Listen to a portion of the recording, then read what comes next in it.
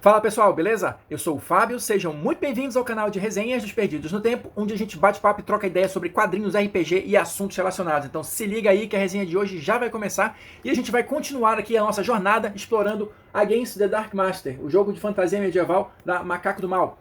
Quem tá ligado no movimento sabe que a gente tem essa missão aqui de explorar todos os capítulos do livro, né? Falando de lore, sistema, regras, tipos de personagem, enfim. Tudo que for interessante e necessário para que vocês tenham um panorama geral do jogo, beleza?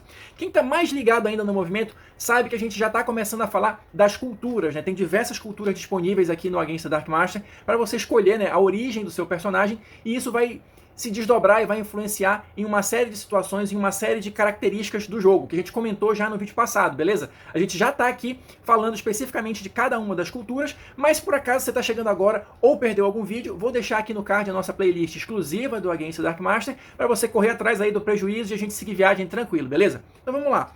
No vídeo passado eu falei das duas primeiras culturas, né? Que foi a ártica e a campestre. E agora nesse vídeo aqui a gente vai falar de mais quatro. A cultura das colinas, a cultura do deserto, a cultura dos ermos e também a cultura feérica. Lembrando que no total são 13 culturas disponíveis para você escolher ou sortear, né, aleatoriamente ali e montar o seu personagem, beleza? Então, sem mais delongas, vamos lá. Vamos começar falando da cultura das colinas.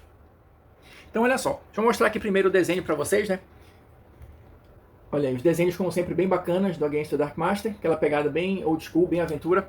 E assim, o que a gente tem para comentar aqui da cultura das colinas? Bom, eles geralmente habitam as terras altas, né, as regiões montanhosas, e são basicamente pastores e fazendeiros. E se organizam ali ou em grandes fazendas ou em aldeias, mas geralmente fortificadas, tá? Eles são vistos e têm a fama de ser um povo mais rude, desconfiado com estranhos, aquele tipo de coisa. Só que por outro lado, né, ou em contraposição a isso, eles são uma cultura que adora histórias e canções. Para eles, os bardos são figuras sagradas, porque eles seriam os guardiões das tradições e os mensageiros dos espíritos.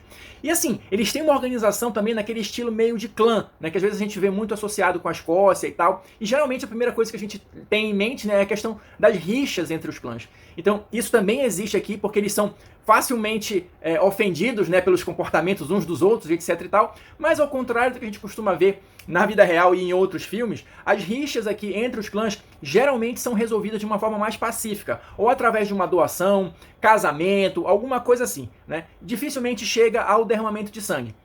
Por outro lado, alguns outros povos dizem que por a cultura da colina ser mais isolada, né, e não prezar muito o contato com outros, esse isolamento deixa eles mais suscetíveis, mais fáceis de serem manipulados pelo Dark Master. Se isso é verdade ou não, depende da interpretação que você vai querer dar no seu jogo. Porque só lembrando aqui, tudo que a gente fala e tudo que está no livro são apenas sugestões, parâmetros gerais para você usar como base aí e construir os seus próprios povos, suas próprias culturas, beleza?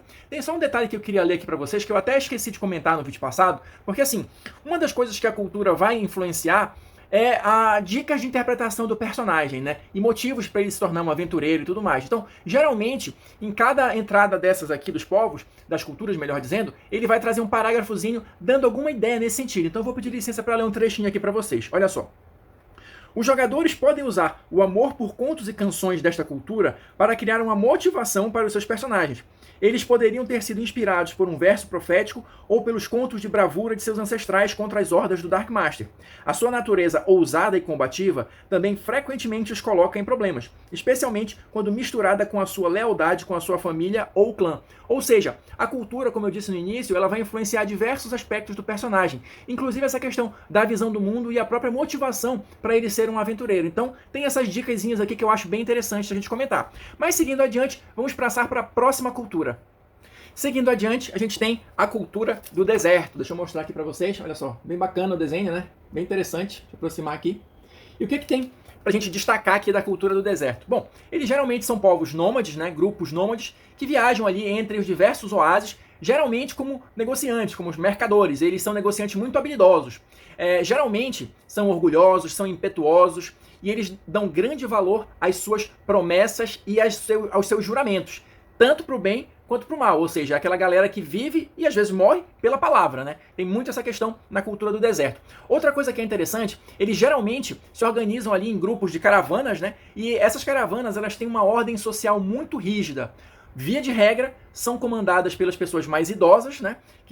Cuja palavra é a lei última e definitiva ali daquela caravana, e quem se desvia muito aí desse caminho pode receber punições como a morte ou o exílio, né? Então, também está relacionado àquela questão da sobrevivência, né? Um povo que geralmente batalha muito, um povo árduo, que vive em condições inóspitas, e então isso tem a tendência de gerar indivíduos mais embrutecidos. Lembrando sempre, são apenas sugestões, não é que você tenha que fazer um personagem exatamente assim.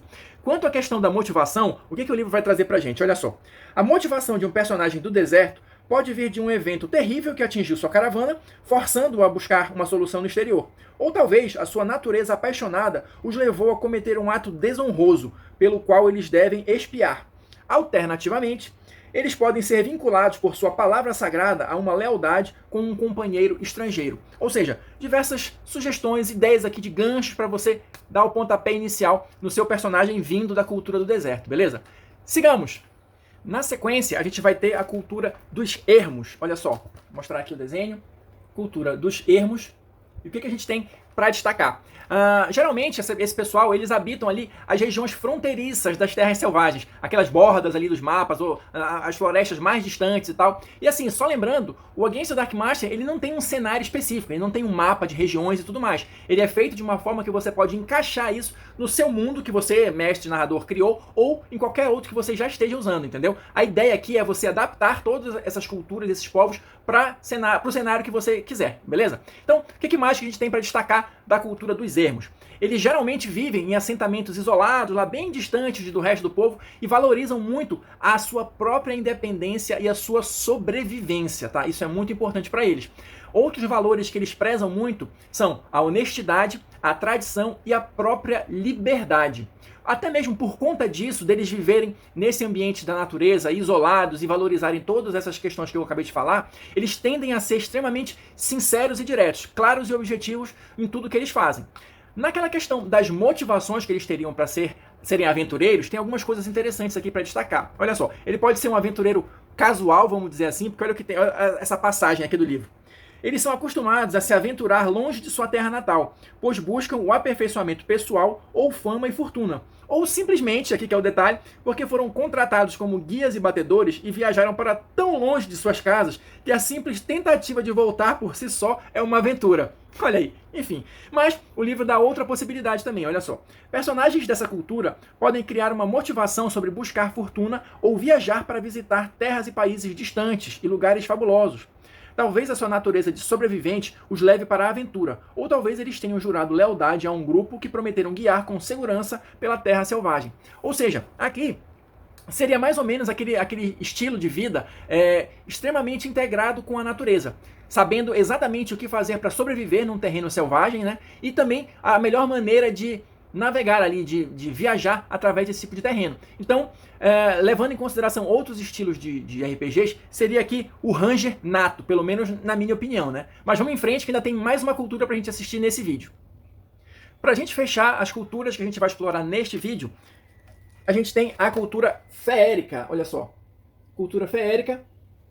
O que a gente tem aqui como destaque? Bom, aqui é outro exemplo claro de como o Senhor dos Anéis ou a obra de Tolkien influencia aqui no Against the Dark Master, porque é uma visão bem similar à que o Tolkien dá dos elfos nos livros dele. Olha só, eles geralmente vivem em aldeias em topo de árvores, ilhas misteriosas ou castelos encantados, alguma coisa assim bem segregada, bem separada mesmo. E eles pouco se preocupam com os problemas do mundo exterior. Aquela ideia mesmo de estar num patamar diferente ou não se importar mais com assuntos mundanos, entre aspas. Eles só demonstram algum tipo de interesse em assuntos externos quando esses assuntos, de alguma forma, interferem ou atrapalham no modo de vida deles, no estilo de vida feérico.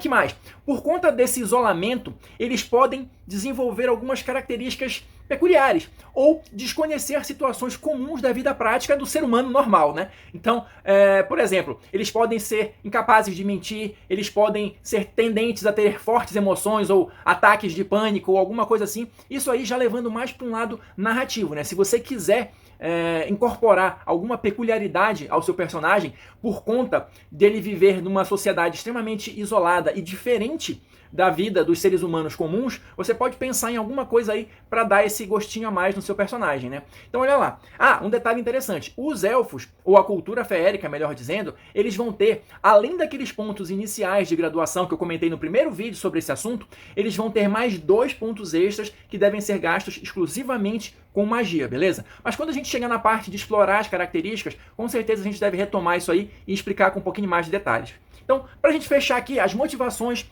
da cultura feérica. Então, o exemplo que o livro dá aqui. Personagens desta cultura também são conhecidos por suas estranhas lealdades. Alguns deles estão amarrados pelos grilhões de um amor impossível, outros juraram fidelidade a grandes senhores e rainhas de outro mundo que buscam agendas ocultas e objetivos insondáveis. Ou seja, da maneira como eu interpreto, essa cultura feérica, ela está sempre separada de algum modo da humanidade comum. Eles têm um objetivo diferente, eles têm uma forma diferente de encarar a vida, eles se portam de maneira diferente, eles encaram coisas corriqueiras do nosso dia a dia aqui como algo estranho. Então, assim, é sempre aquela coisa meio alienígena. Pelo menos eu encaro dessa maneira, né? Então, tem gente que curte essa pegada dos elfos. Então, o Dark Master, como eu falei, é um jogo que ele é bem baseado na fantasia medieval clássica, épica. Então, para quem curte, isso aqui é um prato cheio, beleza? Então, assim, fechamos 4 culturas aqui nesse vídeo, vamos ficando por aqui. No próximo a gente continua porque ainda tem bastante coisa para explorar. Então, quem assistiu o vídeo até aqui, muito obrigado. Deixa aí o seu like, o seu dislike, seu comentário, o que vocês estão achando do jogo até agora, quais são as impressões de vocês, pra gente continuar trocando figurinhas aí nos comentários. Não esquece de conferir as sugestões que vão aparecer aqui no finalzinho e a gente se encontra na próxima resenha.